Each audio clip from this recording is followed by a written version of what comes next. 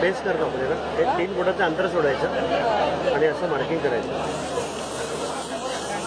वरचं मार्किंग आलं ते मार्किंग खाली आलं.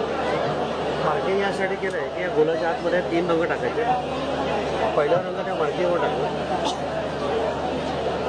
दुसरा रंग टाकताना आधीच्या रंगांमध्ये थोडंसं त्याला मिक्स करून टाकलं. तिसरा रंग हा मध्ये पूर्ण करून टाकला.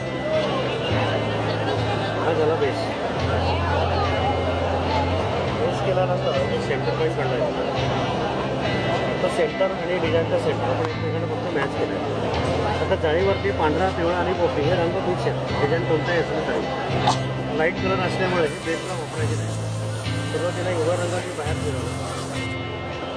त्याच्याखाली पिवळा रंग आधीच्या रंगांमध्ये थोडंसं ओव्हरलॅप करून फिरवला. तसंच पांढरा पण पिवळ्यामध्ये ओव्हरलॅप करून फिरवला. आता शेवटी पिवळा रंग पांढऱ्यात मिक्स करायचा आणि डिझाईन हळूहळू हे पूर्ण करायचं. ठीक आहे. आता जे रंग आपण खाली टाकले होते ना त्या रंगांवरती सगळं डिझाईन हे तयार. ही पूर्ण प्रोसेस या केलेली आहे. रंग कोणते खाली टाकायचे